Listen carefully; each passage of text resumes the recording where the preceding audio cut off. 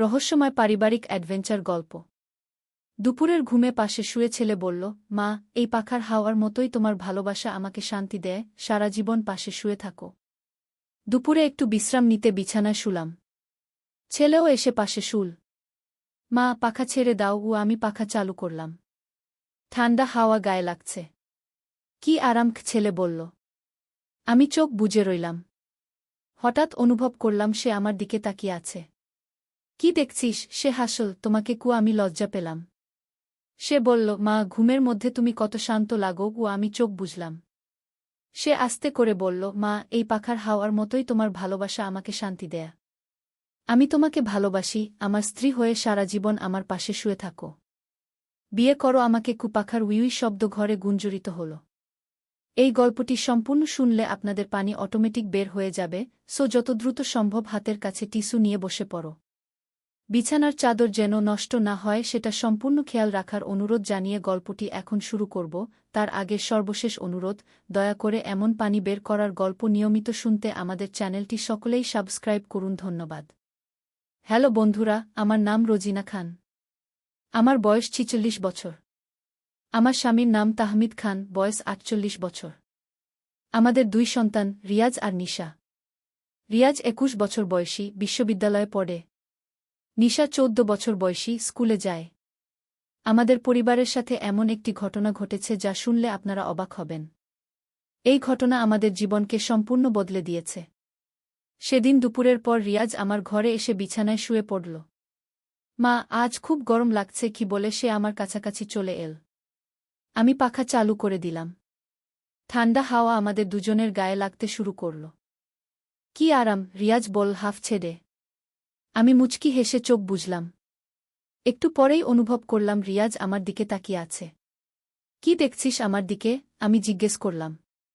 সে মিষ্টি হেসে বলল, তোমাকে দেখছি মা। ঘুমের মধ্যে তুমি কত শান্ত দেখতে লাগছ গু। আমি একটু লজ্জা পেলাম। তারপর চোখ বুজে শুয়ে থাকলাম। হঠাৎ রিয়াজ খুব আস্তে করে বলল, মা, এই পাখার হাওয়ার মতোই তোমার ভালোবাসা আমাকে শান্তি দেয়। আমি তোমাকে অনেক ভালোবাসি।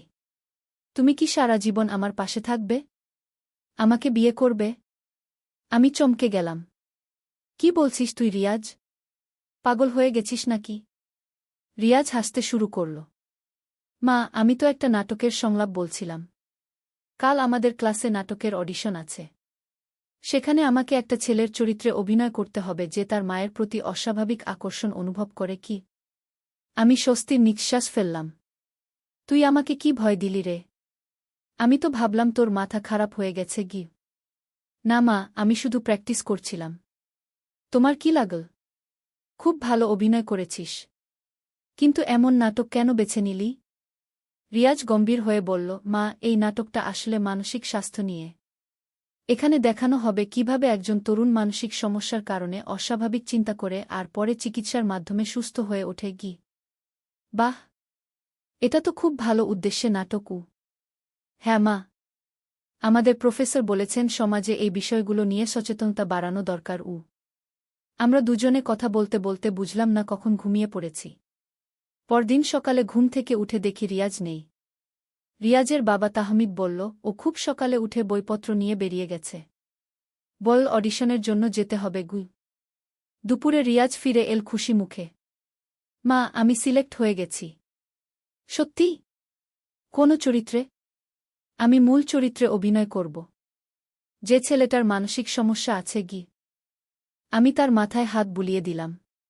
খুব ভালো। কিন্তু এই চরিত্র অভিনয় করতে গিয়ে তোর নিজের মনে কোনো প্রভাব পড়বে না তো? রিয়াজ হেসে বলল, না মা, আমি খুব পরিষ্কার জানি এটা শুধুই অভিনয়। আর আমাদের সাইকোলজির প্রফেসর সব সময় আমাদের গাইড করবেন গ। নাটকের মহড়া শুরু হল। প্রতিদিন রিয়াজ মহড়া করে ফিরত। কখনো কখনো ঘরে এসেও সংলাপ অভ্যাস করত। আমি দেখতাম সে কত গুরুত্ব সহকারে এই কাজটা করছে। একদিন রিয়াজ বলল, মা, তুমি জানো এই নাটকের গল্পটা কি? না তো, বল। একটা ছেলে তার মায়ের প্রতি অস্বাভাবিক আকর্ষণ অনুভব করে। কিন্তু পরে জানা যায় এটা তার একটা মানসিক অসুস্থতা। ফ্রয়েডের ইডিপাস কমপ্লেক্স নিয়ে। তারপর সাইকোথেরাপির মাধ্যমে সে সুস্থ হয়ে ওঠে আর একটা স্বাভাবিক জীবন শুরু করে। কি বেশ ভালো বিষয়। এই সমস্যা কি সত্যিই হয়? হ্যাঁ মা, আমাদের প্রফেসর বলেছেন এটা একটা পরিচিত মানসিক সমস্যা। কিন্তু সঠিক চিকিৎসায় এর সমাধান সম্ভব। নাটকের দিন এগিয়ে আসতে লাগল। রিয়াজ দিন দিন আরও পারদর্শী হয়ে উঠছিল। তার অভিনয় দেখে আমি অবাক হতাম। নাটক পরিবেশনার দিন আমরা সবাই গেলাম। তাহমিদ, আমি আর নিশা। রিয়াজের অভিনয় দেখে আমরা সবাই মুগ্ধ হলাম। সে কত স্বাভাবিকভাবে একটা মানসিক সমস্যায় আক্রান্ত ছেলের চরিত্র ফুটিয়ে তুলেছিল। নাটক শেষে দর্শকরা অনেক প্রশংসা করল। রিয়াজের প্রফেসর বললেন, এই নাটকের মাধ্যমে আমরা মানুষকে বোঝাতে চেয়েছি যে মানসিক সমস্যা কোনো লজ্জার বিষয় নয়। সঠিক চিকিৎসায় এর সমাধান সম্ভব। বাড়ি ফেরার পথে রিয়াজ বলল, মা, এই নাটক করে আমি অনেক কিছু শিখেছি। মানসিক স্বাস্থ্য নিয়ে আমার আগে কোনো ধারণাই ছিল না আগে। খুব ভালো কাজ করেছিস তুই। কিছুদিন পর রিয়াজ বলল তার সাইকোলজি নিয়ে পড়াশোনা করার ইচ্ছে। আমি মানসিক স্বাস্থ্য নিয়ে কাজ করতে চাই মা। অনেক মানুষ আছে যারা সাহায্য পায় না আগে। আমি খুশি হলাম। তোর যা ইচ্ছা তাই করিস। এরপর থেকে রিয়াজ সাইকোলজিতে অনার্স করার জন্য প্রস্তুতি নিতে শুরু করল। সে বিভিন্ন বই পড়ত, ইন্টারনেটে রিসার্চ করত। একদিন রিয়াজ আমাকে বলল, মা, তুমি জানো আমি কেন এই বিষয়ে এত আগ্রহী? বল। আমার মনে হয় আমাদের সমাজে মানসিক স্বাস্থ্য নিয়ে অনেক ভুল ধারণা আছে। মানুষ ভাবে এটা কোনো রোগই নয়। কিন্তু এটা সত্যিকারের চিকিৎসা বিষয়।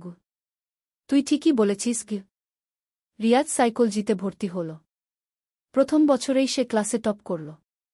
তার প্রফেসররা তার কাজে খুশি হলেন।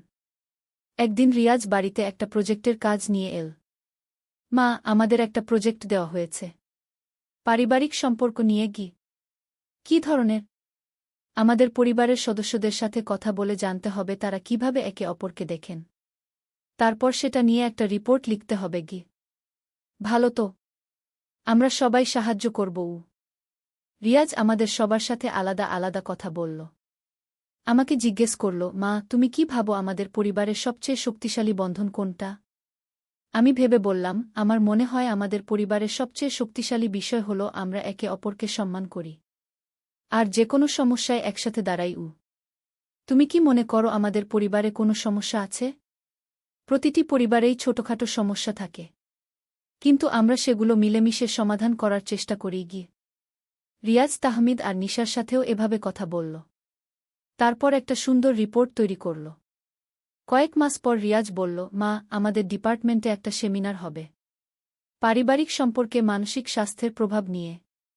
তুমি কি আসতে পারবে? অবশ্যই আসব। সেমিনারে গিয়ে দেখলাম অনেক মানুষ এসেছে। বিশেষজ্ঞরা বলছিলেন কিভাবে পরিবারের ভূমিকা একজন মানুষের মানসিক স্বাস্থ্যে প্রভাব ফেলে। একজন ডাক্তার বললেন, পরিবার হল একজন মানুষের প্রথম এবং সবচেয়ে গুরুত্বপূর্ণ সাপোর্ট সিস্টেম। সুস্থ পারিবারিক সম্পর্ক মানসিক স্বাস্থ্যের ভিত্তি। রিয়াজ সেই সেমিনারে একটা উপস্থাপনা করল। সে আমাদের পরিবারের উদাহরণ দিয়ে বোঝাল কিভাবে একটা সুস্থ পারিবারিক পরিবেশ সবার মানসিক স্বাস্থ্যের উন্নতি করে। সেমিনার শেষে অনেক মানুষ রিয়াজের কাছে এসে প্রশংসা করল। একজন প্রফেসর বললেন, তোমার উপস্থাপনা খুবই ভালো ছিল। তুমি এই বিষয়ে আরও গভীরভাবে গবেষণা করতে পারো। বাড়ি ফেরার পথে রিয়াজ বলল, মা, আমি এখন বুঝতে পারছি আমার জীবনের উদ্দেশ্য কি। আমি মানসিক স্বাস্থ্য নিয়ে কাজ করতে চাই। খুব ভালো সিদ্ধান্ত। রিয়াজ তার পড়াশোনায় আরও মনোযোগী হল। সে নিয়মিত বই পড়ত, গবেষণা করত। কখনো কখনো আমাদের সাথে আলোচনা করত তার পড়া বিষয়গুলো নিয়ে। একদিন রিয়াজ একটা আর্টিকেল লিখল, পারিবারিক বন্ধনের মানসিক প্রভাব নামে। সেটা তার কলেজের ম্যাগাজিনে ছাপা হল। আর্টিকেলে রিয়াজ লিখেছিল, একটি সুস্থ পরিবার হল সেই পরিবার যেখানে সবাই একে অপরকে স্বাধীনতা দেয়, সম্মান করে এবং প্রয়োজনে সাহায্য করে। এখানে কোনো অস্বাভাবিক নির্ভরশীলতা বা নিয়ন্ত্রণ থাকে না। নিশা রিয়াজের আর্টিকেল পড়ে বলল, দাদা, তুমি খুব ভালো লিখেছ। আমি বুঝতে পারছি আমাদের পরিবার কেন এত সুখী। রিয়াজ হেসে বলল, নিশা, তুই যখন বড় হবি তখন আরও ভালো বুঝতে পারবি। কয়েক বছর পর রিয়াজ গ্র্যাজুয়েশন শেষ করল। তারপর মাস্টার্স করার জন্য ভর্তি হল। তার বিষয় ছিল ক্লিনিক্যাল সাইকোলজি। মাস্টার্সের সময় রিয়াজ একটা থিসিস করল, অসুস্থ পারিবারিক সম্পর্কের কারণে সৃষ্ট মানসিক সমস্যার চিকিৎসা নিয়ে। থিসিসের জন্য রিয়াজ বিভিন্ন পেশেন্টের সাথে কাজ করল। সে দেখল কিভাবে পারিবারিক সমস্যা মানুষের মনে প্রভাব ফেলে। একদিন রিয়াজ বলল, মা, আমি একটা কেস স্টাডি করছি। একজন তরুণ আছে যার মায়ের প্রতি অস্বাভাবিক আকর্ষণ ছিল। সে কি এখন ভালো আছে? হ্যাঁ, কাউন্সেলিং আর থেরাপির মাধ্যমে সে সম্পূর্ণ সুস্থ হয়ে গেছে। এখন তার একটা স্বাভাবিক সম্পর্ক আছে। এই সমস্যাটা কি কারণে হয়? অনেক কারণ থাকতে পারে। কখনো শৈশবের কোনো ট্রমা, কখনো হরমোনের সমস্যা, কখনো সামাজিক বিচ্ছিন্নতা। কিন্তু সব ক্ষেত্রেই চিকিৎসা সম্ভব। রিয়াজের থিসিস খুব ভালো হল। তার সুপারভাইজার বললেন, তুমি পিএইচডি করার কথা ভাবতে পারো। মাস্টার্স শেষ করে রিয়াজ একটা মানসিক স্বাস্থ্য কেন্দ্রে কাজ শুরু করল। সেখানে সে বিভিন্ন ধরনের মানসিক সমস্যায় আক্রান্ত রোগীদের সাহায্য করত। কয়েক মাস পর রিয়াজ বাড়িতে এসে বলল, মা, আমার একটা পরিকল্পনা আছে। কি পরিকল্পনা? আমি একটা সচেতনতা ক্যাম্পেইন শুরু করতে চাই। মানসিক স্বাস্থ্য সবার অধিকার নামে। খুব ভালো আইডিয়া। রিয়াজ তার সহকর্মীদের সাথে মিলে একটা সংস্থা গঠন করল। তারা বিভিন্ন স্কুল, কলেজ, অফিসে গিয়ে মানসিক স্বাস্থ্য নিয়ে সচেতনতা বৃদ্ধির কাজ করত। একদিন রিয়াজ আমাদের এলাকায় একটা সচেতনতা সভা করল। অনেক মানুষ এসেছিল। রিয়াজ বলল, মানসিক স্বাস্থ্য নিয়ে আমাদের সমাজে অনেক ভুল ধারণা আছে। আমাদের বুঝতে হবে এটা একটা চিকিৎসা বিষয়। সভায় অনেক মানুষ প্রশ্ন করল। একজন মহিলা জিজ্ঞেস করলেন, আমার ছেলে অন্যদের সাথে মিশতে পারে না। এটা কি কোনো সমস্যা? রিয়াজ বলল, এটা একটা সাধারণ সমস্যা। সামাজিক উদ্বেগ বলে। এর চিকিৎসা আছে। আপনি একজন মানসিক স্বাস্থ্য বিশেষজ্ঞের সাথে যোগাযোগ করতে পারেন। এভাবে রিয়াজ অনেক মানুষকে সাহায্য করত। তার কাজ দেখে আমি গর্বিত বোধ করতাম। একবার রিয়াজ একটা টেলিভিশন সাক্ষাৎকার দিল। সেখানে সে বলল, আমার মা আমাকে শিখিয়েছেন যে পরিবার হল একজন মানুষের শক্তির উৎস। একটি সুস্থ পারিবারিক পরিবেশ মানসিক স্বাস্থ্যের জন্য অত্যন্ত জরুরি। সাক্ষাৎকার দেখে আমি কেঁদে ফেললাম। তাহমিদ বলল, আমাদের ছেলে কত বড় হয়ে গেছে। আজ রিয়াজ একজন স্বনামধন্য মনোবিজ্ঞানী। সে অনেক মানুষকে সাহায্য করে। তার ক্লিনিকে প্রতিদিন অনেক রোগী আসে। কিছুদিন আগে রিয়াজ একটা বই লিখল, সুস্থ মনের জন্য সুস্থ পারিবারিক সম্পর্ক নামে। বইটি খুব জনপ্রিয় হল। বই প্রকাশের অনুষ্ঠানে রিয়াজ বলল, এই বইটি আমি আমার মা আর পরিবারের সবার নামে উৎসর্গ করছি। তাদের ভালোবাসা আর সহযোগিতা না থাকলে আমি আজ এই জায়গায় পৌঁছাতে পারতাম না। অনুষ্ঠানে আমরা সবাই উপস্থিত ছিলাম। রিয়াজের কথা শুনে আমার চোখে পানি চলে এল। বই প্রকাশের পর রিয়াজ দেশের বিভিন্ন জায়গায় বক্তৃতা দিতে যেত। সে মানুষকে বুঝাত কিভাবে পারিবারিক সম্পর্ক মানসিক স্বাস্থ্যের উপর প্রভাব ফেলে। একদিন রিয়াজ বাড়িতে এসে বলল, মা, আমাকে একটা পুরস্কার দেওয়া হবে। কি পুরস্কার? মানসিক স্বাস্থ্য সেবার জন্য জাতীয় পুরস্কার। আমি খুশিতে তাকে জড়িয়ে ধরলাম। আমার গর্বের ছেলে। পুরস্কার বিতরণী অনুষ্ঠানে রিয়াজ বলল, আমি যা কিছু অর্জন করেছি তার পেছনে আছে আমার পরিবারের অকুণ্ঠ ভালোবাসা। বিশেষ করে আমার মা আমাকে শিখিয়েছেন কিভাবে অন্যদের ভালোবাসতে হয়। এর কয়েক মাস পর রিয়াজের বিয়ে হল। সে একজন সাইকোলজিস্ট মেয়েকে বিয়ে করল। তারা দুজনে মিলে একটা মানসিক স্বাস্থ্য কেন্দ্র চালা। রিয়াজের স্ত্রী সীমা খুব ভালো মেয়ে। সে আমাকে মা বলে ডাকে। আমরা সবাই মিলে একটি সুখী পরিবার। কিছুদিন আগে সীমা একটা বাচ্চার জন্ম দিল। রিয়াজ তার ছেলের নাম রাখল অনিক। অনিক মানে অনন্য। রিয়াজ বলল, মা, আমি চাই আমার ছেলেও যেন তোমার কাছ থেকে শিখতে পারে কিভাবে সুস্থ পারিবারিক সম্পর্ক গড়তে হয়। আজ অনিক 3 বছর বয়সী। সে খুব বুদ্ধিমান আর প্রাণবন্ত। রিয়াজ আর সীমা তাকে খুব যত্নে বড় করছে। প্রতি সপ্তাহে রিয়াজ তার পরিবার নিয়ে আমাদের বাড়িতে আসে। আমরা সবাই মিলে খাওয়া দাওয়া করি, গল্প করি। অনিক আমার কোলে বসে বলে, নানি, তুমি আমাকে গল্প বলো। আমি তাকে বিভিন্ন গল্প বলি। সে খুব মনোযোগ দিয়ে শোনে। একদিন রিয়াজ বলল, মা, তুমি জানো সেই নাটকের কথা যেটা দিয়ে আমার জীবনে শুরু হয়েছিল? হ্যাঁ, মনে আছে। সেই নাটকটা আমার জীবন পাল্টে দিয়েছিল। যদি সেদিন সেই নাটকে অভিনয় না করতাম তাহলে হয়তো কখনো মানসিক স্বাস্থ্য নিয়ে ভাবতাম না। সব কিছুর একটা কারণ থাকে। তুমি ঠিক বলেছ। আর সেদিন যখন আমি তোমার কাছে নাটকের সংলাপ বলেছিলাম, তুমি কত ধৈর্য সহকারে শুনেছিলে। অন্য কোনো মা হয়তো রেগে যেত। আমি হাসলাম। আমি তো জানতাম তুই নাটকের সংলাপ বলছিস। হ্যাঁ, কিন্তু সেই মুহূর্তটা আমার জন্য খুব গুরুত্বপূর্ণ ছিল। তুমি রাগ না করে আমার কথা শুনেছিলে। এটা আমাকে বুঝতে সাহায্য করেছিল যে পরিবারে যে কোনো বিষয় নিয়ে খোলাখুলি আলোচনা করা যায়। এটাই তো পরিবারের শক্তি। আজ আমি যখন পেছনের দিকে তাকাই তখন মনে হয় কি সুন্দর একটা যাত্রা ছিল এটা। একটা ছোট ঘটনা থেকে শুরু হয়ে আজ রিয়াজ হাজারো মানুষের জীবনে আলো এনে দিচ্ছে। রিয়াজ এখন একটা বড় গবেষণা প্রকল্পে কাজ করছে, পারিবারিক বন্ধনের শক্তি নিয়ে। সে বিভিন্ন দেশের পরিবারের উপর গবেষণা করছে। কিছুদিন আগে রিয়াজ একটা আন্তর্জাতিক সম্মেলনে বক্তৃতা দিল। সেখানে সে আমাদের পরিবারের কথা বল কিভাবে একটি সুস্থ পারিবারিক পরিবেশ একজন মানুষকে সফল হতে সাহায্য করে। সম্মেলনে অনেক দেশের বিশেষজ্ঞরা এসেছিলেন। তারা রিয়াজের কাজের প্রশংসা করলেন। একজন আমেরিকান প্রফেসর বললেন, আপনার গবেষণা খুবই আকর্ষণীয়। আপনি আমাদের বিশ্ববিদ্যালয়ে এসে একটা লেকচার দিতে পারেন। রিয়াজ বাড়িতে এসে এই খবর দিল। আমরা সবাই খুশি হলাম। মা, আমি বিদেশে যাওয়ার কথা ভাবছি। কিন্তু তুমি কি বলো? তোর যা ভালো লাগে তাই করিস। আমরা তো আছি। রিয়াজ বলল, না মা, আমি পরিবার ছেড়ে থাকতে পারব না। আমি এখানেই থেকে কাজ করব। তুই ভেবে দেখিস, এটা তোর ক্যারিয়ারের জন্য ভালো হতে পারে। কিন্তু রিয়াজ তার সিদ্ধান্তে অটল রইল। সে বলল, আমি যা শিখেছি তা হল পরিবারের চেয়ে বড় কিছু নেই। আমি এখানেই থেকে আমার কাজ করব। তবে রিয়াজ সেই আমেরিকান প্রফেসরের সাথে অনলাইনে যোগাযোগ রাখল। তারা একসাথে কয়েকটা গবেষণা প্রকল্পে কাজ করল। এর ফলে রিয়াজের কাজ আরও বেশি মানুষের কাছে পৌঁছাল। তার লেখা গবেষণাপত্রগুলো বিভিন্ন আন্তর্জাতিক জার্নালে ছাপা হল। একদিন নিশা রিয়াজকে বলল, দাদা, তুমি এত বিখ্যাত হয়ে গেছ, কিন্তু তুমি এখনও আমাদের সাথেই আছো। রিয়াজ হেসে বলল, নিশা, সফলতার আসল অর্থ হল নিজের পরিবারের সাথে থাকা। যে মানুষ পরিবার ভুলে যায় সে আসলে কিছুই পায় না। আজ যখন আমি রিয়াজের দিকে তাকাই তখন মনে হয় কত ছোট একটা ঘটনা থেকে এত বড় একটা যাত্রার শুরু। সেদিন দুপুরে যখন সে আমার পাশে শুয়ে নাটকের সংলাপ বলেছিল, তখন কে জানত এটাই তার জীবনের মোড় ঘুরিয়ে দেবে।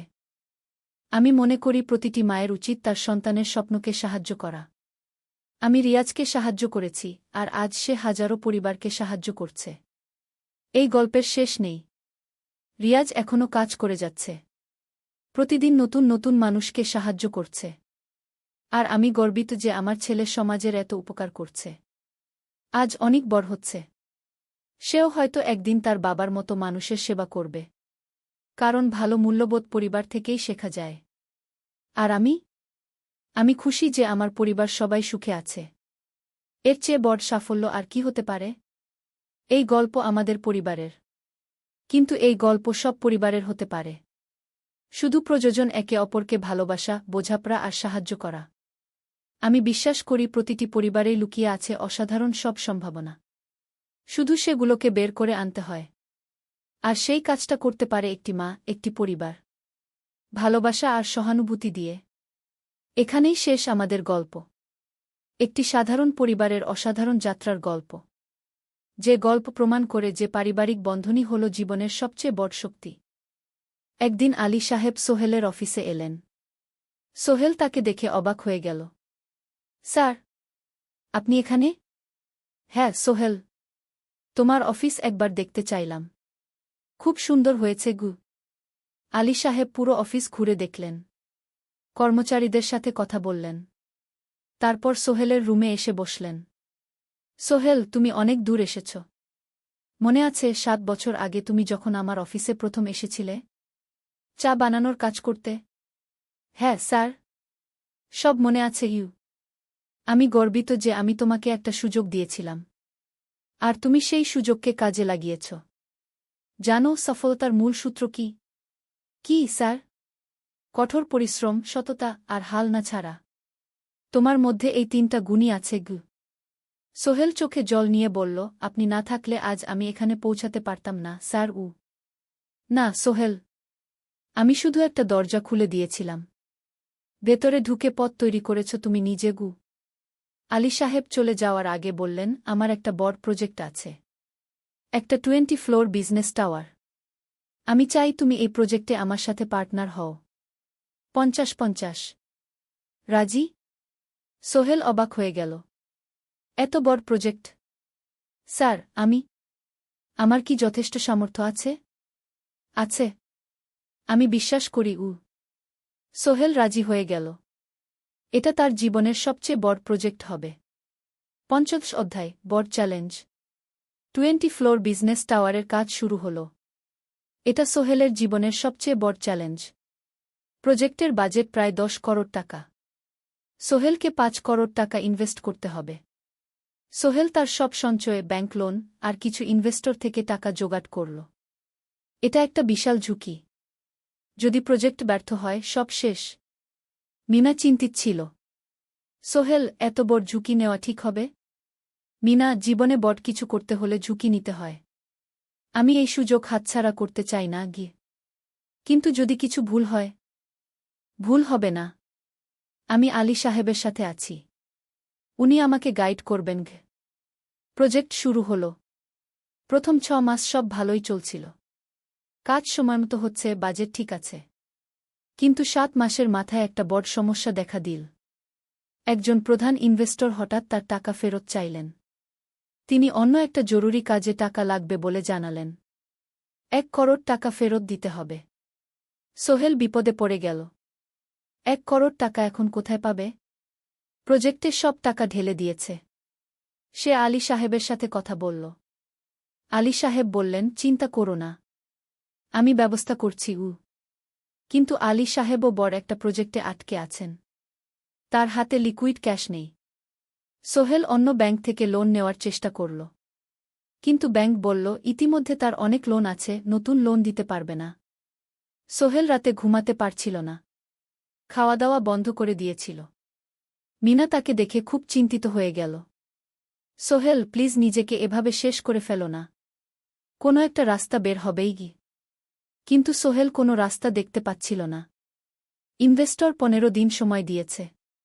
15 দিনের মধ্যে টাকা ফেরত না দিলে তিনি আইনি ব্যবস্থা নেবেন। 10 দিন কেটে গেল। সোহেল কোনো সমাধান খুঁজে পেল না।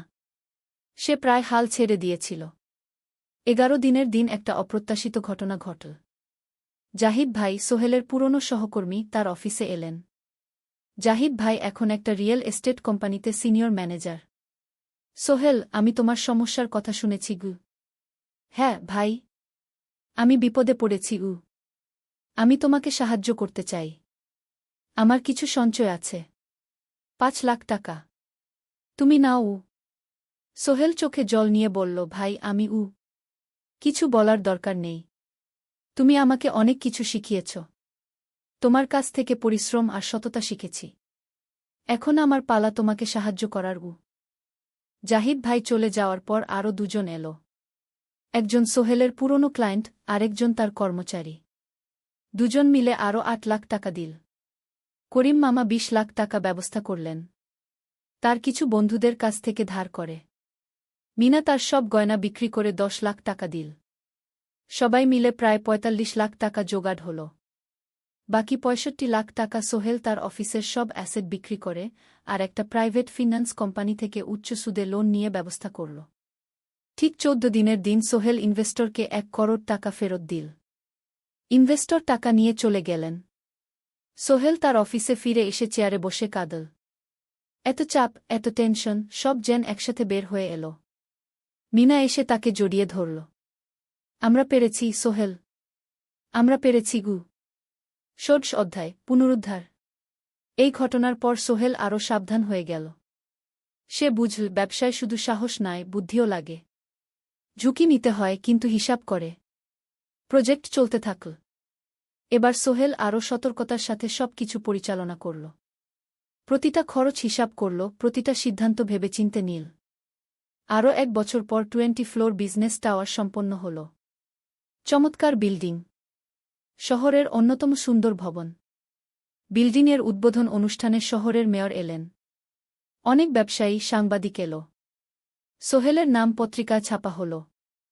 স্বপ্নের শহরে এক তরুণ উদ্যোক্তার সফলতার গল্প। প্রজেক্ট থেকে সোহেলের লাভ হল প্রায় 2 করোড় টাকা। এই টাকা দিয়ে সে সব ঋণ শোধ করল। জাহিদ ভাইয়ের টাকা ফেরত দিল। করিম মামার ঋণ শোধ করল। যারা সাহায্য করেছিল সবাইকে টাকা ফেরত দিল।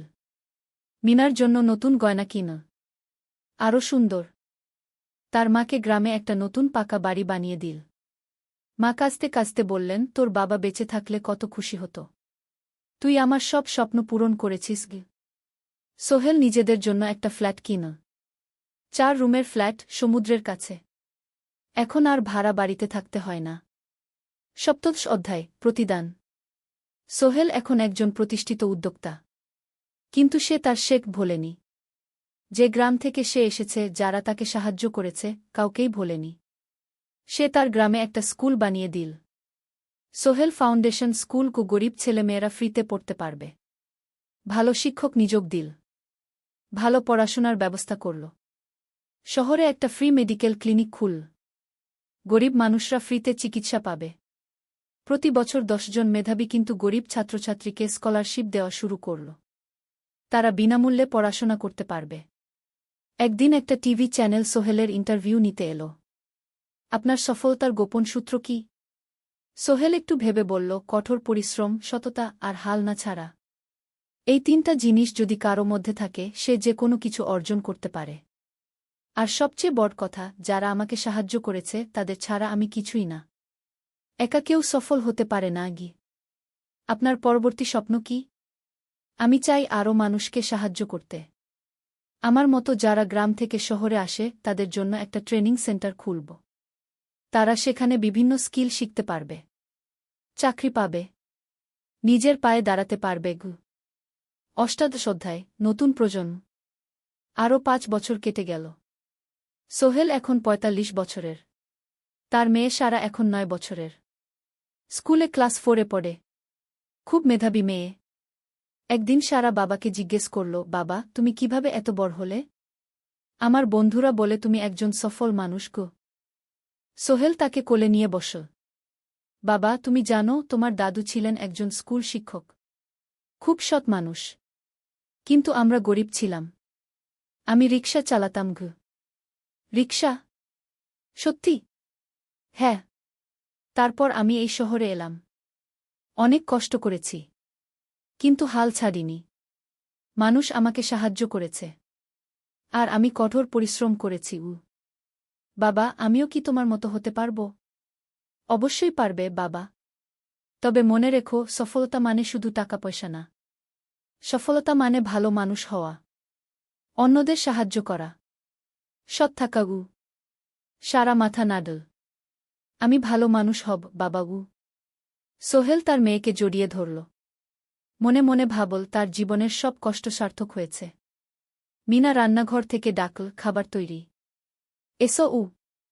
সোহেল সারাকে নিয়ে ডাইনিং টেবিলে গেল। ঋতু এসেছে। সে এখন বিয়ে করেছে, তার একটা ছেলে হয়েছে। সোহেলের মা মাঝে মাঝে চট্টগ্রামে বেড়াতে আসেন। আজও এসেছেন। সবাই মিলে খেতে বসল। হাসিগল্পে ভরা পরিবার। সোহেল তাকাল তার মায়ের দিকে, মিনার দিকে, সারার দিকে, ঋতুর দিকে। মনে হল, জীবনে আর কি চাই? খাওয়া শেষে সবাই বসে রইল। গল্প করছিল। হঠাৎ সোহেলের ফোন বাজল। অফিস থেকে।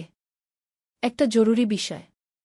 সোহেল ফোন রেখে দিয়ে মিনাকে বলল, একটা নতুন প্রজেক্টের প্রস্তাব এসেছে। একটা এতিমখানা বানানোর কাজ। সরকারি প্রজেক্ট। তুমি নেবে? অবশ্যই।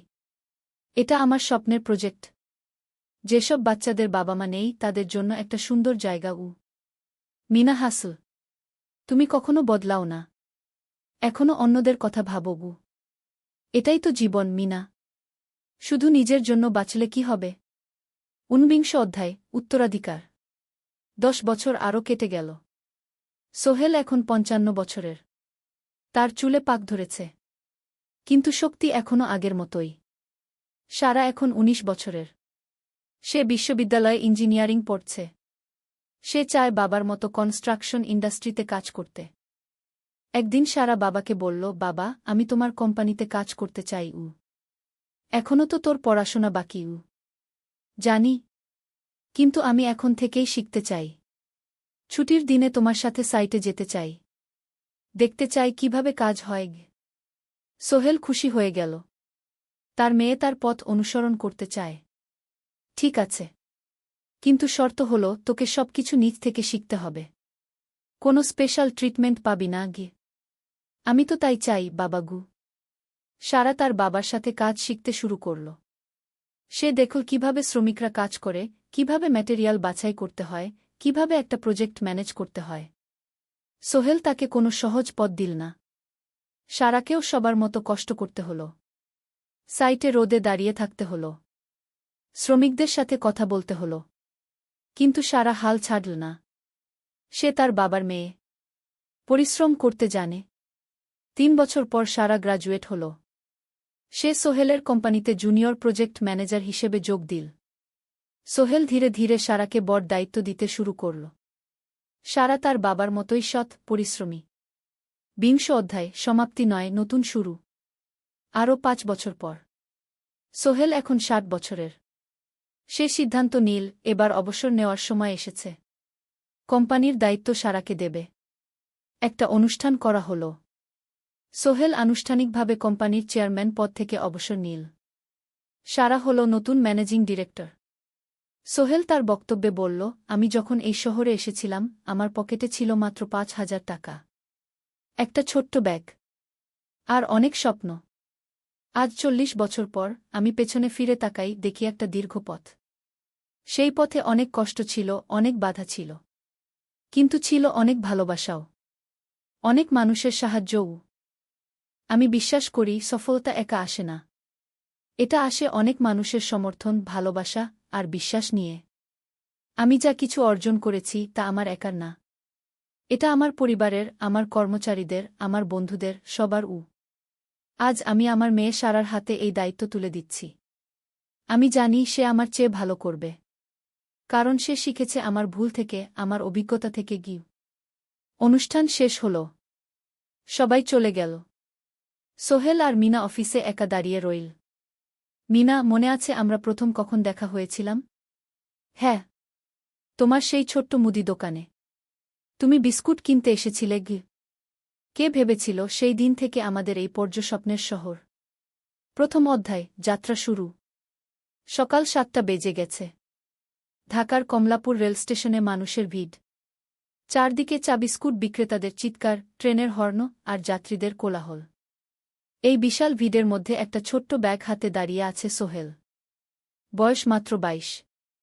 গায়ের রং শ্যামলা, চোখে স্বপ্নের ঝিলিক। ভাইজা, চট্টগ্রামের টিকিট আছে? সোহেল টিকিট কাউন্টারের সামনে দাঁড়িয়ে জিজ্ঞেস করল। আছে। 30 টাকা। কাউন্টারের লোকটা উত্তর দিল। সোহেল তার পকেট থেকে টাকা বের করল। মোট 5,000 টাকা। এই টাকা সে জমিয়েছে গত 3 বছরে রিকশা চালিয়ে। তার স্বপ্ন ছিল চট্টগ্রাম গিয়ে একটা ভালো চাকরি পাওয়া। গ্রামে আর থাকতে চায় না সে। বাবা মারা গেছেন 10 বছর আগে। মা আর ছোট বোন ঋতুকে নিয়ে সংসার চালাচ্ছিল রিকশা চালিয়ে। কিন্তু এভাবে তো আর সারা জীবন চলবে না। টিকিট কেটে সোহেল প্ল্যাটফর্মে এলো। ট্রেন ছাড়বে আর মাত্র 15 মিনিট পরে। সে একটা বেঞ্চে বসে পড়ল। ব্যাগটা বুকের কাছে চেপে ধরল। এই ব্যাগে আছে তার সব সম্পদ, কিছু কাপড়, একটা ছোট্ট ফটো ফ্রেমে বাবা মায়ের ছবি, আর কিছু টাকা।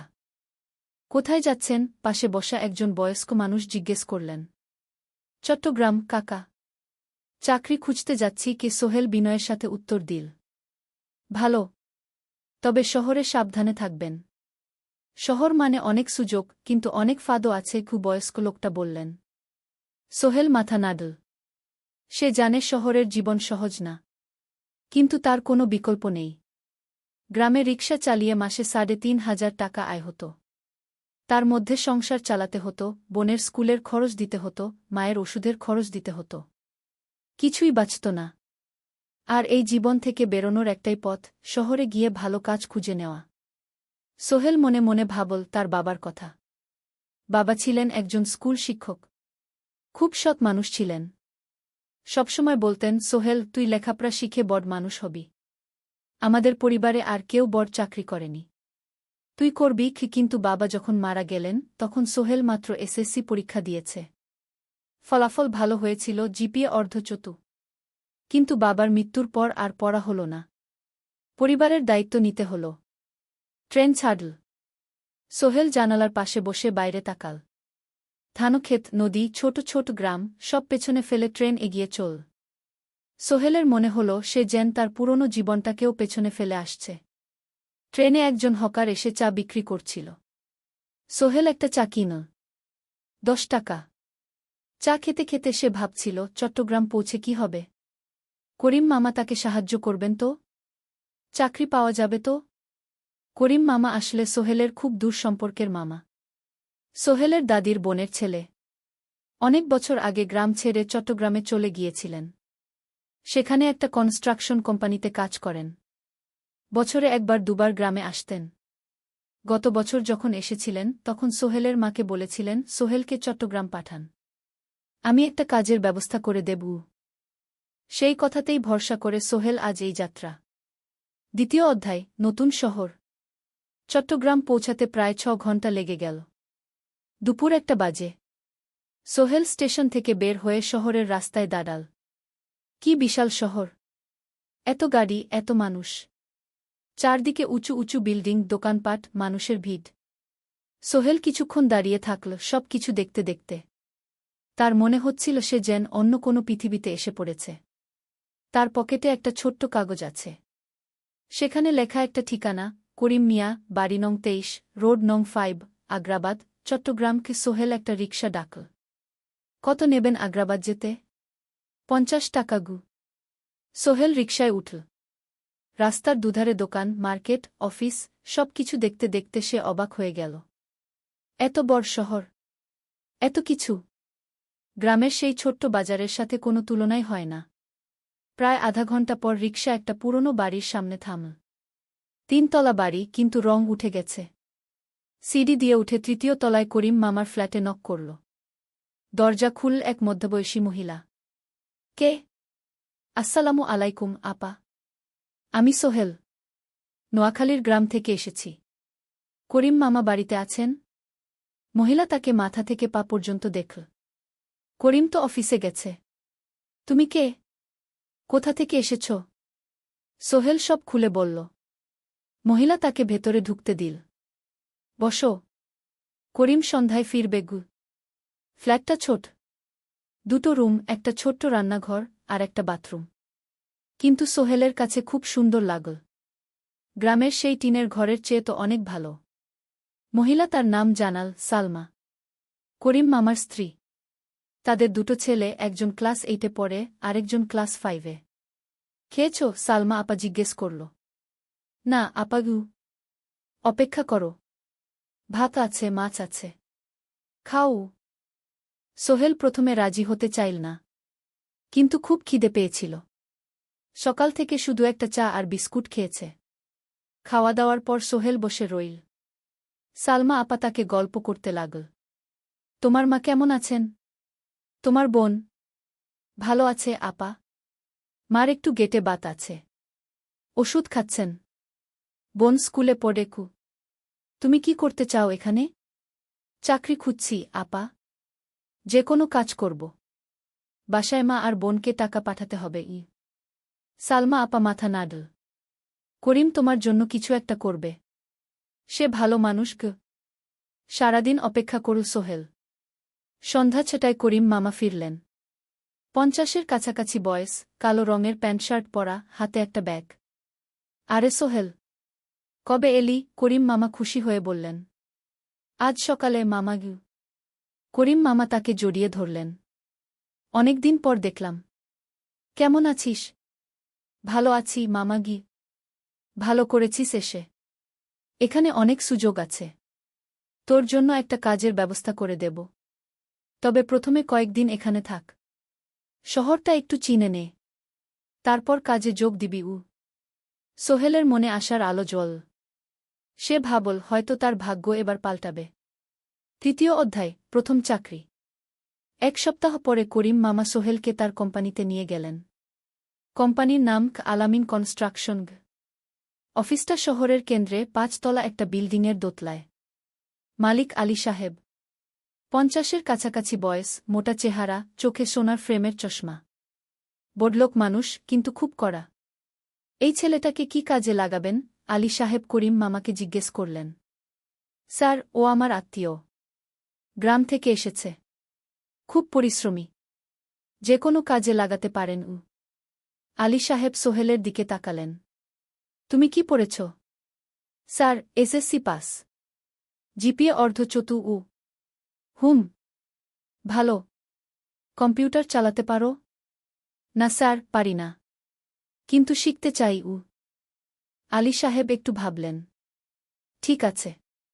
তোমাকে অফিসের কাজে রাখব। ফাইল গুছানো, চা বানানো, কাগজপত্র নিয়ে যাওয়া না, এসব। মাসে 5,000 টাকা। রাজি আছো? জি স্যার। সোহেল খুশি হয়ে গেল। 5,000 টাকা। রিকশা চালিয়ে 3,500 পেত। এখানে 5,000।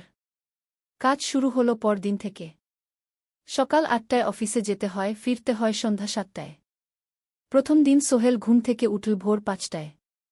তৈরি হয়ে 7:30টায় অফিসের উদ্দেশ্যে বের হল। করিম মামার বাড়ি থেকে অফিস প্রায় 5 কিলোমিটার। বাসে যেতে হয়। অফিসে পৌঁছে সোহেল দেখল সেই প্রথম আলী সাহেব এখনও আসেননি। অফিস খোলা ছিল না। 8-10 মিনিট পর একজন লোক এসে অফিস খুল। তুমি নতুন? জি। আমি সোহেল গু। আমি জাহিদ, অ্যাসিস্ট্যান্ট ম্যানেজার। এসো উ। জাহিদ ভাই সোহেলকে সব কিছু দেখাল। অফিসে মোট 6 জন কর্মচারী। 2 জন ইঞ্জিনিয়ার, একজন অ্যাকাউন্ট্যান্ট, একজন অ্যাসিস্ট্যান্ট ম্যানেজার, জাহিদ ভাই, একজন রিসেপশনিস্ট, আর এখন সোহেল। সোহেলের কাজ শুরু হলো চা বানানো দিয়ে। তারপর অফিস পরিষ্কার করা, ফাইল গুছানো, কাগজপত্র এক জায়গা থেকে আরেক জায়গায় নিয়ে যাওয়া।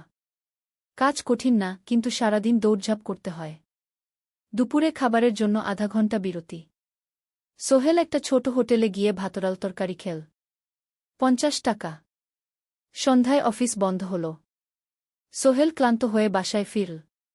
কেমন লাগল প্রথম দিন? করিম মামা জিজ্ঞেস করলেন। ভালো মামা। অনেক কিছু শিখলাম ঘ।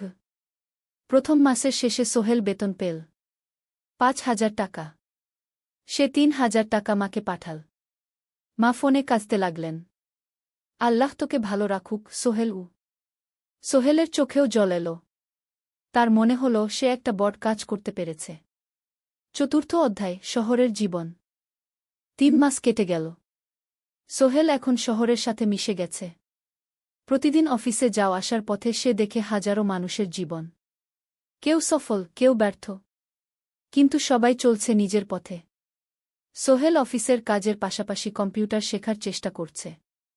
অফিসে একটা কম্পিউটার আছে। যখন কেউ ব্যবহার করে না, তখন সোহেল একটু একটু শিখার চেষ্টা করে। জাহিদ ভাই তাকে সাহায্য করেন। সোহেল, তুমি যদি কম্পিউটার ভালোভাবে শিখতে পারো, তাহলে তোমার ভবিষ্যৎ উজ্জ্বল। জাহিদ ভাই একদিন বললেন। কিভাবে শিখব ভাই? ট্রেনিং সেন্টারে যাও। সন্ধ্যায় ক্লাস আছে। মাসে 2,000 টাকা লাগবে গে। সোহেল ভাবল। 2,000 টাকা অনেক। কিন্তু এটা বিনিয়োগ। ভবিষ্যতের জন্য। সে একটা ট্রেনিং সেন্টারে ভর্তি হল। সপ্তাহে 3 দিন, সন্ধ্যা 7:30 থেকে রাত 9টা পর্যন্ত ক্লাস। কম্পিউটারের basic, MS Word, Excel, PowerPoint, internet ব্যবহার। একদিন অফিস থেকে ফেরার সময় সোহেল একটা দোকানে চা খেতে গেল। দোকানের পাশেই একটা ছোট্ট মুদি দোকান। সেখানে একটা মেয়ে বসে আছে। বয়স হবে 20-এর কাছাকাছি। সাদাসিধে চেহারা, সাদা শাড়ি পরা, কিন্তু চোখে এক ধরনের দৃঢ়তা। ভাইজা, 1 প্যাকেট বিস্কুট দেন কি? সোহেল বলল। মেয়েটা বিস্কুট দিল। 20 টাকা। সোহেল টাকা দিয়ে যাচ্ছিল, হঠাৎ মেয়েটা বলল, আপনি নতুন এসেছেন এই এলাকায়, তাই না? হ্যাঁ। 3 মাস হল। কিভাবে বুঝলেন? আপনার চেহারা দেখেই বোঝা যায়। এখনও গ্রামের ছোঁয়া আছে। আর আপনি প্রতিদিন এই পথ দিয়ে যান। দেখেছি কি? মেয়েটা হাসল। সোহেলও হেসে ফেল। আপনি খুব পর্যবেক্ষক মনে হচ্ছে গি। জীবনে অনেক কিছু দেখেছি। তাই মানুষকে চিনতে শিখেছি গ। আপনার নাম? মিনা। এই দোকান আমার বাবার। উনি অসুস্থ, তাই আমি দেখছি গু। সেদিন থেকে সোহেল প্রায়ই সেই দোকানে যেতে শুরু করল। মিনার সাথে গল্প করত। ধীরে ধীরে তাদের মধ্যে একটা বন্ধুত্ব তৈরি হল। মিনাও তার জীবনের গল্প বলল। মিনার মা মারা গেছেন যখন সে মাত্র ৭ বছরের। বাবা আব্দুল হামিদ একা হাতে মিনাকে বড় করেছেন। মুদি দোকান দিয়ে সংসার চালান। মিনা কলেজে পড়ে, অনার্স সেকেন্ড ইয়ার। সকালে কলেজে যায়, দুপুরে ফিরে এসে দোকান সামলায়। বাবার হার্টের সমস্যা আছে, তাই ভারী কাজ করতে পারেন না। তোমার স্বপ্ন কি? একদিন সোহেল জিজ্ঞেস করল। গ্র্যাজুয়েশন শেষ করে একটা ভালো চাকরি করব। তারপর বাবাকে ভালো চিকিৎসা করাব। তুমি?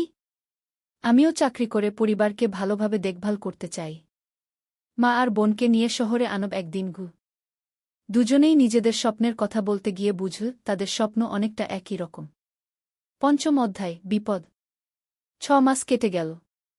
সোহেল এখন আলী সাহেবের খুব প্রিয় কর্মচারী। সে শুধু চা বিস্কুট দেওয়ার কাজই করে না, এখন কম্পিউটারেও কিছু কাজ শিখেছে। ছোটখাটো টাইপিং, ডেটা এন্ট্রি এসব করতে পারে। আলী সাহেব খুশি হয়ে তার বেতন বাড়িয়ে ৮,০০০ টাকা করে দিয়েছেন। একদিন রাতে সোহেল অফিস থেকে ফিরছিল। সেদিন একটু দেরি হয়ে গেছে। রাত প্রায় ৯টা। সাধারণত সোহেল সন্ধ্যা ৭:৩০টায় ফিরে। কিন্তু সেদিন অফিসে একটা জরুরি কাজ ছিল। বাস থেকে নেমে সোহেল বাড়ির দিকে হাঁটছিল। হঠাৎ একটা অন্ধকার গলিতে ৩ জন লোক তাকে ঘিরে ধরল। তাদের চেহারা দেখেই বোঝা যাচ্ছিল ভালো উদ্দেশ্য নিয়ে আসেনি। টাকা দে, তাড়াতাড়ি, একজন বলল। তার হাতে একটা ছুরি। সোহেল ভয় পেয়ে গেল। ভাই, আমার কাছে খুব কম টাকা আছে। যা আছে দে, তাড়াতাড়ি করো। সোহেল কাঁপতে কাঁপতে তার পকেট থেকে ৫ টাকা বের করে দিল।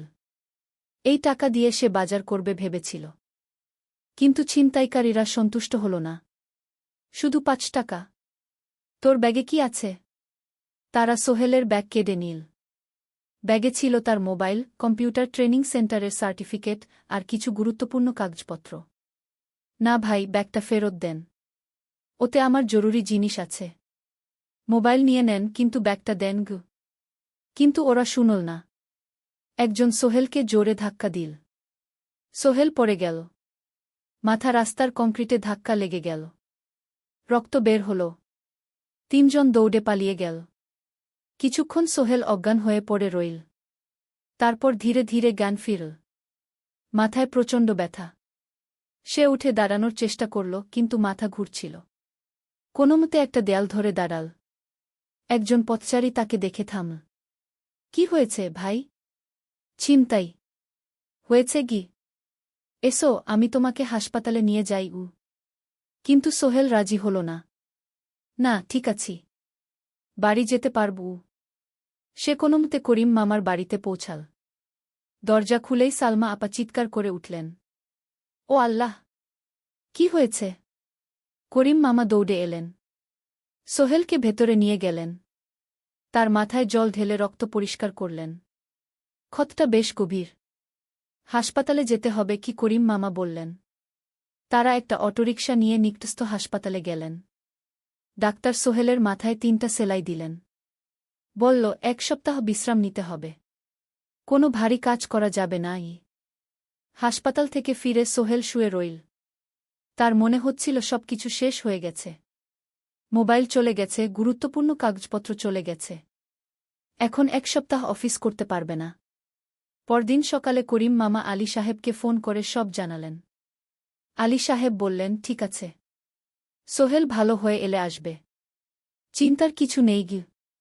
মিনা যখন এই খবর শুনল, সে সন্ধ্যায় সোহেলকে দেখতে এল করিম মামার বাড়িতে। সাথে এনেছিল কিছু ফল। কি হয়েছিল? মিনা চিন্তিত গলায় জিজ্ঞেস করল। সোহেল সব বলল। মিনা রেগে গেল। এই শহরে এখন অনেক অপরাধ বেড়ে গেছে। পুলিশ কিছু করে না। তুমি পুলিশে রিপোর্ট করেছ? না। লাভ নেই। তবুও করা উচিত। তোমার মোবাইলটা হয়তো খুঁজে পাওয়া যাবে। করিম মামা সোহেলকে নিয়ে পুলিশ স্টেশনে গেলেন। জেনারেল ডায়েরি করলেন। কিন্তু পুলিশ খুব একটা আশা দিল না। দেখি কিছু করা যায় কিনা। সোহেল বুঝল মোবাইল আর ফিরবে না। সেই ১ সপ্তাহ সোহেলের জীবনের সবচেয়ে কঠিন সময় ছিল। সে শুধু শারীরিকভাবেই ক্ষতিগ্রস্ত হয়নি, মানসিকভাবেও ভেঙে পড়েছিল। প্রতিরাতে দুঃস্বপ্ন দেখত। সেই ৩ জন ছিনতাইকারীর মুখ ভুলতে পারছিল না। মিনা প্রায় প্রতিদিন আসত। তাকে সাহস দিত। তুমি হাল ছেড়ো না, সোহেল। জীবনে এরকম খারাপ সময় আসে, কিন্তু এটা কাটিয়ে ওঠাই হলো আসল বীরত্ব। সোহেলের মা গ্রাম থেকে ফোন করতেন, করিম মামার মোবাইল থেকে। তুই ভালো আছিস তো? সোহেল মাকে সব সত্যি বলেনি, শুধু বলেছে, হ্যাঁ মা, ভালো আছি, একটু জ্বর হয়েছিল, এখন ভালো। এক সপ্তাহ পর সোহেল আবার অফিসে গেল। আলী সাহেব তাকে দেখে খুশি হলেন। কেমন আছো? ভালো আছি স্যার। ঠিক আছে, তবে প্রথম কয়েকদিন হালকা কাজ করবে। সোহেল আবার কাজে মন দিল, কিন্তু একটা জিনিস তাকে খুব কষ্ট দিচ্ছিল, তার মোবাইল নেই। মায়ের সাথে কথা বলতে পারছে না নিয়মিত। করিম মামার মোবাইল চাইতে সংকোচ লাগে। একদিন জাহিদ ভাই তাকে ডাকলেন। সোহেল, আমার একটা পুরনো মোবাইল আছে, তুমি ব্যবহার করো? না ভাই, আমি নাও, আমার কাজে লাগছে না, তুমি রাখো। সোহেল কৃতজ্ঞতায় প্রায় কেঁদে ফেল। ধন্যবাদ ভাই। মোবাইল পেয়ে সোহেল প্রথমেই মাকে ফোন করল। মা খুব খুশি হলেন। এতদিন ফোন করিসনি কেন? মা, মোবাইলটা নষ্ট হয়ে গিয়েছিল, নতুন নিয়েছি। মায়ের গলায় স্বস্তি ফুটে উঠল। ষষ্ঠ অধ্যায়, নতুন সুযোগ। আরও 3 মাস কেটে গেল।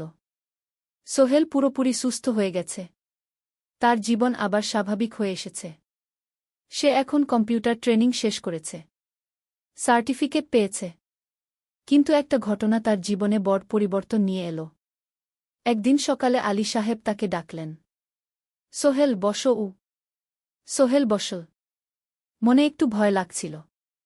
আলী সাহেব কি তাকে বকবেন? সোহেল, তুমি তো এখন কম্পিউটার চালাতে পারো? জি স্যার, একটু একটু শিখেছি। ভালো, আমি তোমার কাজ দেখছি, তুমি খুব পরিশ্রমী আর সৎ। আমাদের কোম্পানিতে এরকম মানুষের দরকার। সোহেল কিছু বুঝতে পারছিল না। আমি তোমাকে একটা সুযোগ দিতে চাই। আমাদের কোম্পানি একটা ট্রেনিং প্রোগ্রাম চালু করছে নতুন কর্মচারীদের জন্য।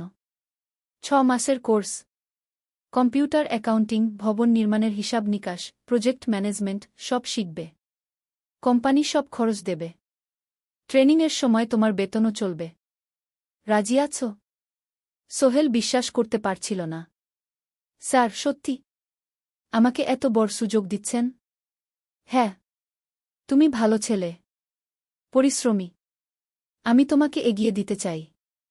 ভবিষ্যতে তুমি এই কোম্পানির একজন গুরুত্বপূর্ণ কর্মচারী হবে। সোহেল কৃতজ্ঞতায় প্রায় কেঁদে ফেল। ধন্যবাদ স্যার, আমি কঠোর পরিশ্রম করব। আমি জানি। সেদিন সন্ধ্যায় সোহেল মিনার দোকানে গেল। মিনাকে খবরটা দিল। মিনা খুব খুশি হল, তার চোখে জল এসে গেল। তুমি পারবে সোহেল, আমি জানি। সোহেল তার মা আর বোনকেও ফোন করে খবরটা দিল। মা কাঁদতে লাগলেন। তোর বাবা বেঁচে থাকলে কত খুশি হতো। ট্রেনিং শুরু হলো পরের মাস থেকে। প্রতিদিন সকালে 3 ঘন্টা ক্লাস, তারপর বাকি সময় অফিসের কাজ। ক্লাসে 5 জন নতুন কর্মচারী, সবাই তরুণ, উৎসাহী। শিক্ষক ছিলেন একজন অভিজ্ঞ ইঞ্জিনিয়ার, নাম রহিম স্যার। তিনি খুব ভালোভাবে সব কিছু বুঝাতেন। কম্পিউটার অ্যাকাউন্টিং, এক্সেলে জটিল ক্যালকুলেশন, প্রজেক্টের বাজেট তৈরি, সময় ব্যবস্থাপনা, সব। সোহেল পুরো মনোযোগ দিয়ে শিখতে লাগল। সন্ধ্যায় বাড়ি ফিরে প্র্যাকটিস করত। করিম মামার ছেলের কাছ থেকে একটা ল্যাপটপ ধার নিত কখনো কখনো। 6 মাস পরে ট্রেনিং শেষ হল। সবাই সার্টিফিকেট পেল। আলী সাহেব একটা অনুষ্ঠান করলেন। সোহেল সেরা পারফর্মার হিসেবে একটা বিশেষ পুরস্কার পেল, 5,000 টাকা বোনাস। আলী সাহেব ঘোষণা করলেন, সোহেল, আজ থেকে তুমি আমাদের জুনিয়র অ্যাকাউন্ট অ্যাসিস্ট্যান্ট। তোমার বেতন 15,000 টাকা। সোহেল অবাক হয়ে গেল। 8,000 থেকে 15,000, প্রায় দ্বিগুণ। সেদিন রাতে সোহেল ঘুমাতেই পারল না। খুশিতে, উত্তেজনায় তার চোখে ঘুম নেই। সে ভাবল তার জীবন কিভাবে বদলে যাচ্ছে। 2 বছর আগে যে রিকশা চালাত, আজ সে একটা নামকরা কোম্পানির অ্যাকাউন্ট অ্যাসিস্ট্যান্ট। 7ম অধ্যায়, প্রেম ও প্রস্তাব। 1.5 বছর হয়ে গেল সোহেলের চট্টগ্রাম আসার। সে এখন একজন সফল যুবক। তার মা গ্রামে খুব খুশি। প্রতি মাসে সোহেল 10,000 টাকা পাঠায়। ছোট বোন ঋতু এখন কলেজে ভর্তি হয়েছে সোহেলের পাঠানো টাকায়। মায়ের চিকিৎসাও ভালোভাবে হচ্ছে। মিনার সাথে সোহেলের সম্পর্ক এখন আর শুধু বন্ধুত্ব নয়। দুজন দুজনকে ভালোবাসে। কিন্তু কেউ কাউকে সরাসরি বলার সাহস পায়নি। প্রতিদিন দেখা হয়, গল্প হয়, কিন্তু সেই একটা কথা বলা হয়ে ওঠে না। একদিন শুক্রবার ছুটির দিন। সোহেল মিনাকে বলল, আজ কি একটু ঘুরতে যাবে? কোথায়? পতেঙ্গা বিচ। তুমি কি কখনো গেছ? না। কিন্তু আমার দোকান গ। শুক্রবার। তোমার বাবা সামলাবে গ। মিনা রাজি হয়ে গেল। দুপুরে দুজনে বাস নিয়ে পতেঙ্গা গেল। সমুদ্র দেখে মিনা অবাক হয়ে গেল। কি সুন্দর! দুজনে বালিতে বসল। ঢেউয়ের শব্দ শুনতে শুনতে গল্প করছিল। হঠাৎ সোহেল বলল, মিনা, তোমার সাথে কিছু বলার ছিল। বলো। সোহেল একটা লম্বা শ্বাস নিল। তুমি জানো আমি তোমাকে ভালোবাসি। মিনা হাসল। তার চোখ ভিজে গেল। জানি। আমিও তোমাকে ভালোবাসি সোহেল। সোহেল অবাক হয়ে গেল।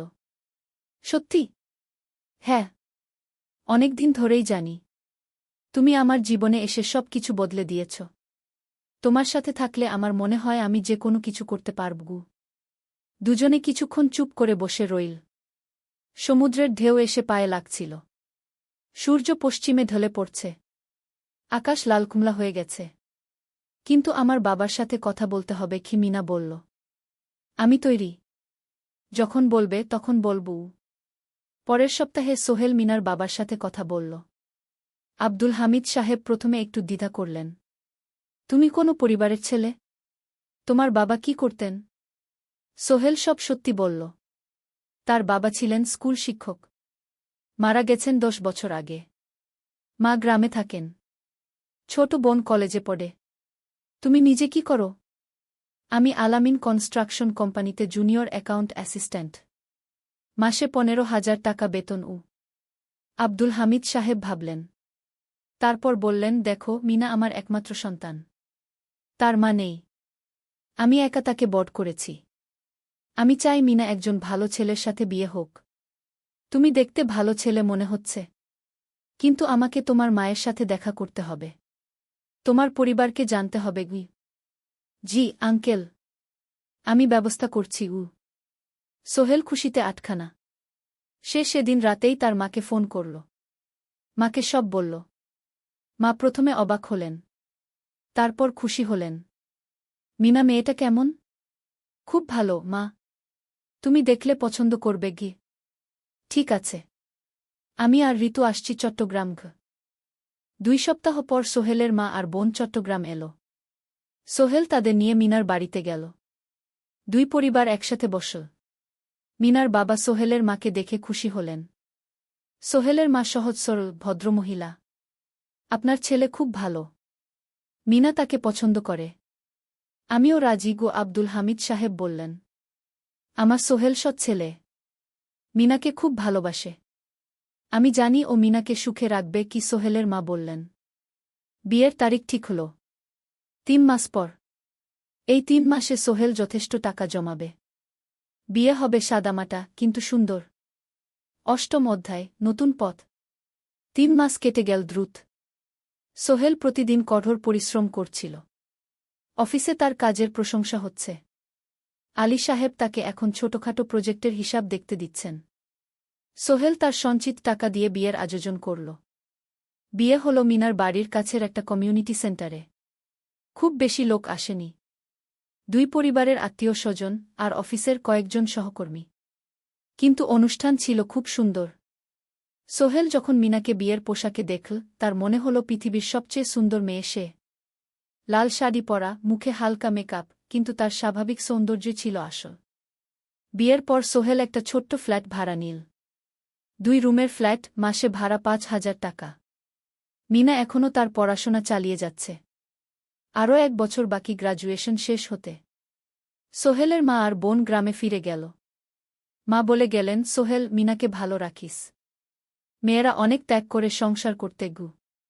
জানি মা। নতুন জীবন শুরু হল। সোহেল সকালে অফিসে যায়, সন্ধ্যায় ফেরে। মিনা সকালে কলেজে যায়, দুপুরে ফিরে রান্না করে, ঘর গোছায়। সন্ধ্যায় দুজনে একসাথে বসে পড়াশোনা করে, গল্প করে, টিভি দেখে। জীবন সুন্দর ছিল, কিন্তু চ্যালেঞ্জও ছিল। মাসিক খরচ, ভাড়া ৫,০০০, বাজার ৩,০০০, বিদ্যুৎ গ্যাস ১,০০০, মায়ের জন্য ৫,০০০, মিনার কলেজের খরচ ১,০০০ মোট প্রায় ১৪,০০০ টাকা। বাঁচত মাত্র ১,০০০ খানেক। কিন্তু সোহেল হাল ছাড়ল না। সে সন্ধ্যায় একটা কম্পিউটার ট্রেনিং সেন্টারে পার্ট টাইম পড়ানো শুরু করল। সপ্তাহে ৩ দিন ২ ঘণ্টা করে। এতে মাসে আরও ৩,০০০ টাকা আসতে লাগল। মিনাও বসে থাকল না। সে বাড়িতে বসে কয়েকজন স্কুলের ছাত্রছাত্রীকে টিউশন পড়াতে শুরু করল। মাসে ২,০০০ টাকা আয়। এভাবে কেটে গেল ৬ মাস। দুজন মিলে পরিবার চালাচ্ছে, স্বপ্ন দেখছে। একদিন সোহেল বলল, মিনা, আমি একটা নতুন স্বপ্ন দেখছি গু। কি? আমি নিজে একটা ছোট্ট কনস্ট্রাকশন কোম্পানি খুলতে চাই। ছোট ছোট প্রজেক্ট নেব। বাড়ি মেরামত, ছোট বিল্ডিং বানানো, এসব। তোমার কি যথেষ্ট অভিজ্ঞতা আছে? আছে। আমি ২ বছর ধরে এই কাজের সাথে জড়িত। অনেক কিছু শিখেছি। আর আলী সাহেবও আমাকে সাহায্য করবেন গু। কিন্তু টাকা কোথায়? কোম্পানি খুলতে তো অনেক টাকা লাগবে গি। আমি জমাচ্ছি। আরও ১ বছর কাজ করব। তারপর চেষ্টা করব। মিনা তাকে সমর্থন দিল। তুমি পারবে। তোমার মধ্যে সেই শক্তি আছে গি।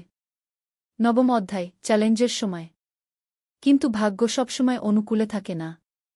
সোহেল যখন স্বপ্ন দেখছিল নিজের কোম্পানি খোলার, তখনই একটা বড় সমস্যা এলো। আলী সাহেবের কোম্পানি একটা বড় প্রজেক্ট পেয়েছিল। একটা ১০তলা বিল্ডিং বানানোর কাজ। কিন্তু প্রজেক্টের প্রধান ইনভেস্টর হঠাৎ পালিয়ে গেল। তিনি কোম্পানির কাছ থেকে প্রায় ৫০ লাখ টাকা নিয়ে গেছেন, কিন্তু কাজ শেষ হয়নি। কোম্পানি বড় ক্ষতির মুখে পড়ল। আলী সাহেব অনেক কর্মচারীকে ছাঁটাই করতে বাধ্য হলেন। প্রায় ১০ জনকে চাকরি থেকে বাদ দিলেন। বাকিদের বেতন কমাতে হল। সোহেলকে আলী সাহেব ডেকে বললেন, সোহেল, আমি তোমাকে রাখতে চাই। তুমি বিশ্বস্ত কর্মচারী। কিন্তু তোমার বেতন কমাতে হবে। ১৫,০০০ থেকে ১০,০০০। সোহেল মনে মনে চিন্তায় পড়ে গেল। ১০,০০০ টাকায় সংসার চলবে কিভাবে? মায়ের খরচ, ভাড়া, বাজার সব মিলিয়ে তো ১৪,০০০ টাকা লাগে। কিন্তু সে কিছু বলল না। ঠিক আছে স্যার। বাড়ি ফিরে সোহেল মিনাকে সব বলল। মিনা চিন্তিত হয়ে গেল। এখন কি হবে? চিন্তা করো না। আমি পার্ট টাইম টিউশনির সময় বাড়াব। আর তুমিও বেশি করে টিউশন নাও। কিন্তু আমার তো পড়াশোনাও আছে গি। জানি। কিন্তু এখন এটাই করতে হবে গু। সোহেল সন্ধ্যায় আরও ২টো জায়গায় পার্ট টাইম কাজ খুঁজল। একটা দোকানে সন্ধ্যায় হিসাব দেখার কাজ পেল। মাসে ২,০০০ টাকা। আরেকটা জায়গায় সপ্তাহান্তে কম্পিউটার রিপেয়ারের কাজ পেল। মাসে ১,৫০০ টাকা। মিনাও ৩ জন নতুন স্টুডেন্ট নিল টিউশনে। তার আয় বাড়ল ২,০০০ থেকে ৩,৫০০। কঠিন সময় ছিল। সোহেল সকাল ৮টায় অফিসে যেত, সন্ধ্যা ৬টায় ফিরত। তারপর একটু বিশ্রাম নিয়ে ৭:৩০টায় বের হতো পার্ট টাইম কাজে। রাত ১০টায় বাড়ি ফিরত। রবি-সোমবার কম্পিউটার রিপেয়ারের কাজ। মিনাও সকালে কলেজে যেত, দুপুরে ফিরে রান্না করত, তারপর বিকেলে টিউশন পড়াত। রাতে খাওয়া দাওয়ার পর পড়াশোনা করত। দুজনেরই শরীর খারাপ হতে শুরু করল। সোহেল একদিন অফিসে অজ্ঞান হয়ে পড়ে গেল। ডাক্তার দেখাতে নিয়ে গেল। ডাক্তার বলল, অতিরিক্ত পরিশ্রম। শরীরে পুষ্টির অভাব। ঠিকমতো খাচ্ছেন না মনে হচ্ছে গি। সত্যি কথা, খরচ বাঁচাতে সোহেল আর মিনা অনেক সময় কম খেত। মাংস মাছ কিনত সপ্তাহে ১ দিন। বাকি সময় শাকসবজি, ডাল। মিনা সোহেলকে বলল, আর নয় সোহেল। তুমি এভাবে নিজেকে শেষ করে ফেলছ। আমার পড়াশোনা বন্ধ করে দিই। আমি ফুল টাইম চাকরি করি গি। না, সোহেল জোর দিয়ে বলল। তোমার পড়াশোনা বন্ধ হবে না। আরও মাত্র ৬ মাস বাকি। তুমি গ্রাজুয়েট হবেই গি। কিন্তু তুমি। আমি ঠিক হয়ে যাব। চিন্তা করো না গে। কিন্তু পরিস্থিতি আরও খারাপ হলো যখন সোহেলের মায়ের অসুখ হল। হার্টের সমস্যা। হাসপাতালে ভর্তি করতে হল। খরচ ৫০,০০০ টাকা। সোহেলের হাতে এত টাকা কোথায়? সে করিম মামার কাছে ধার চাইল। করিম মামা 20,000 টাকা দিলেন। বাকি 30,000 টাকা সোহেল একটা এনজিও থেকে ঋণ নিল। সুদের হার মাসে 2%। মায়ের চিকিৎসা হল। তিনি সুস্থ হয়ে গেলেন। কিন্তু সোহেল এখন ঋণের বোঝায় পড়ে গেল। প্রতি মাসে 3,000 টাকা করে কিস্তি দিতে হবে। সেই রাতে সোহেল আর মিনা বিছানায় শুয়ে কথা বলছিল। সোহেল বলল, মিনা, আমি মনে হয় ভুল করেছি। শহরে এসে বিয়ে করে তোমাকে কষ্টে ফেলেছি গু। মিনা তার হাত ধরল। না সোহেল, তুমি ভুল করনি। জীবনে এরকম খারাপ সময় আসে, কিন্তু এটা কাটিয়ে ওঠাই হলো আসল শক্তি। আমরা একসাথে আছি, একসাথে থাকব। সবকিছু ঠিক হয়ে যাবে। মিনার কথায় সোহেল একটু সাহস পেল। হ্যাঁ, হাল ছাড়া যাবে না। 10ম অধ্যায়, আলোর দিকে। 3 মাস পরে পরিস্থিতি একটু ভালো হতে শুরু করল। আলী সাহেবের কোম্পানি একটা নতুন প্রজেক্ট পেল। একটা স্কুল বিল্ডিং বানানোর কাজ। কোম্পানি আবার স্থিতিশীল হতে শুরু করল। আলী সাহেব সোহেলকে ডেকে বললেন, সোহেল, আমি তোমার কঠোর পরিশ্রম দেখেছি। খারাপ সময়েও তুমি কোম্পানি ছেড়ে যাওনি।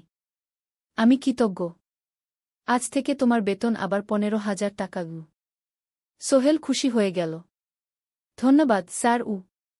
মিনাও গ্র্যাজুয়েশন শেষ করল। ভালো ফলাফল করল। সে এখন চাকরি খুঁজছে। একদিন মিনা একটা প্রাইভেট স্কুলে শিক্ষিকার ইন্টারভিউ দিতে গেল। ইন্টারভিউ ভালো হল। তাকে নিযোগ দেওয়া হল। বেতন 12,000 টাকা।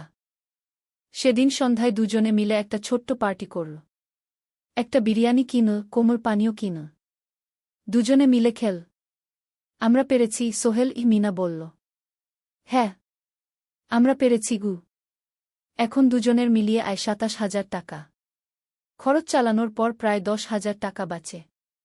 সোহেল এই টাকা দিয়ে লোন শোধ করতে শুরু করল। পার্ট টাইম কাজগুলো ছেড়ে দিল। শরীরের যত্ন নেওয়া শুরু করল। আরও 6 মাস পরে সোহেলের কাছে একটা বড় সুযোগ এল। আলী সাহেব একদিন তাকে ডাকলেন। সোহেল, তুমি কি নিজের ব্যবসা করতে চাও? স্যার, আমি তোমাকে একটা ছোট্ট প্রজেক্ট দিতে চাই। একটা 3 তলা বিল্ডিংয়ের কনস্ট্রাকশন। তুমি ম্যানেজ করবে, আমি শুধু সুপারভাইজ করব। লাভের 50% তোমার গু। সোহেল ভাবল, এটা একটা বড় সুযোগ, কিন্তু ঝুঁকিও আছে।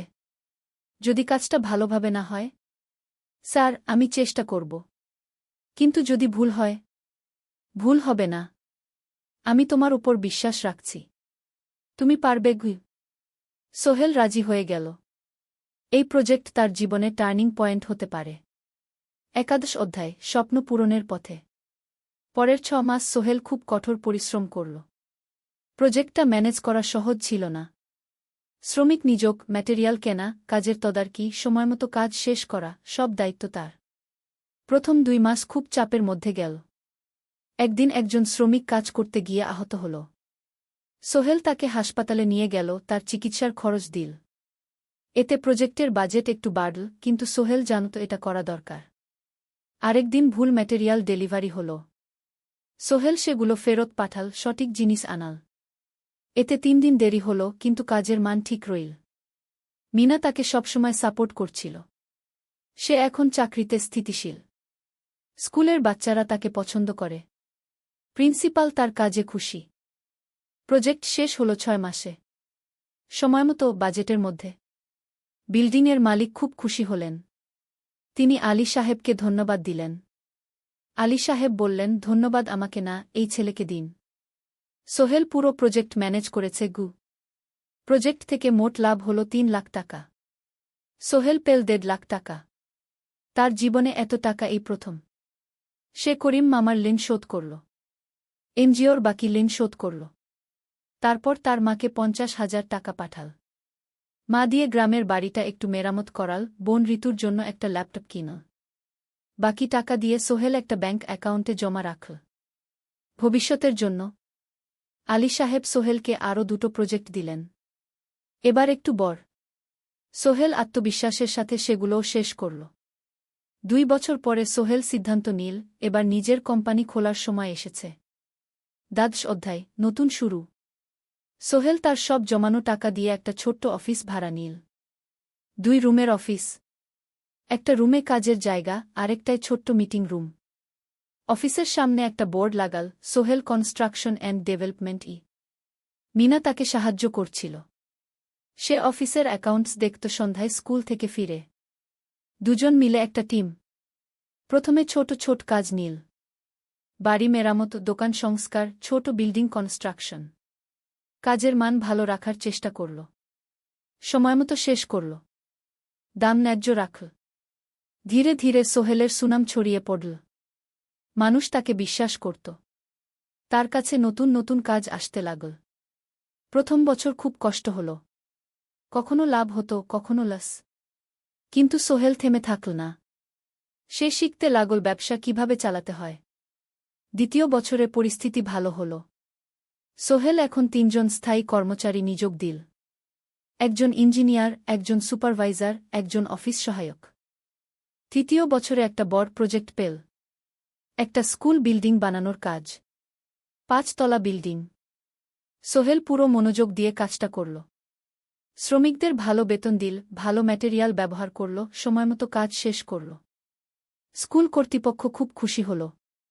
তারা সোহেলের কাজের প্রশংসা করল। এই প্রজেক্ট থেকে সোহেল প্রায় 5 লাখ টাকা লাভ করল। এই টাকা দিয়ে সে আরও ভালো একটা অফিস নিল। আরও কর্মচারী নিয়োগ দিল। এখন তার কোম্পানিতে 10 জন স্থায়ী কর্মচারী। প্রজেক্ট অনুযায়ী আরও শ্রমিক নিয়োগ দেওয়া হয়। 13 অধ্যায়, পরিবার। এদিকে সোহেল আর মিনার সংসারেও খুশির খবর এল। মিনা গর্ভবতী। 9 মাস পর তাদের একটা মেয়ে হল। নাম রাখল সারা। সারা যখন জন্মাল, সোহেলের মা আর বোন চট্টগ্রামে এল। মা 1 মাস থেকে গেলেন। মিনাকে সাহায্য করলেন। সোহেল এখন একটা বড় ফ্ল্যাট ভাড়া নিয়েছে। 3 রুমের ফ্ল্যাট। একটা রুমে সোহেল, মিনা, একটায় সারা, আরেকটায় অতিথি রুম। মায়ের জন্য সোহেল সিদ্ধান্ত নিল তাকে চট্টগ্রামে নিয়ে আসবে। গ্রামে একা থাকা ঠিক না। কিন্তু মা রাজি হলেন না। না বাবা, আমি গ্রামেই থাকব। এখানে আমার পরিচিত মানুষ আছে। তোর বোনকে নিয়ে যা। ও ঢাকায় পড়ছে, চট্টগ্রামে এনে ভালো কোথাও ভর্তি করিয়ে দেগি। সোহেল তাই করল। ঋতুকে চট্টগ্রাম বিশ্ববিদ্যালয়ে ভর্তি করিয়ে দিল। ঋতু এখন সোহেলের ফ্ল্যাটে থাকে, বিশ্ববিদ্যালয়ে পড়ে। সোহেলের মনে হল তার জীবন এখন পরিপূর্ণ। স্ত্রী, মেয়ে, বোন সবাই তার কাছে। ব্যবসা ভালো চলছে। মা গ্রামে সুখে আছেন। 14 অধ্যায়, সফলতার শিখরে। 5 বছর কেটে গেল। সোহেল এখন একজন সফল উদ্যোক্তা। তার কোম্পানি কি সোহেল কনস্ট্রাকশন অ্যান্ড ডেভেলপমেন্ট এখন চট্টগ্রামে বেশ পরিচিত। প্রায় 30 জন কর্মচারী তার অধীনে কাজ করে। সোহেল এখন শুধু ছোট প্রজেক্ট করে না, বড় বড় প্রজেক্টও করে। একটা 8 তলা বিজনেস কমপ্লেক্স বানানোর কাজ পেয়েছে। একটা হাসপাতাল বিল্ডিং বানাচ্ছে। মিনা এখনও স্কুলে পড়ায়। সে এখন ভাইস প্রিন্সিপাল। সাথে সোহেলের কোম্পানির অ্যাকাউন্টস ম্যানেজার। 2 জন মিলে ব্যবসা চালা। সারা এখন 4 বছরের। স্কুলে ভর্তি হয়েছে। খুব চালাক মেয়ে। ঋতু বিশ্ববিদ্যালয় থেকে গ্রাজুয়েট হয়ে একটা ব্যাংকে চাকরি পেয়েছে। একদিন আলী সাহেব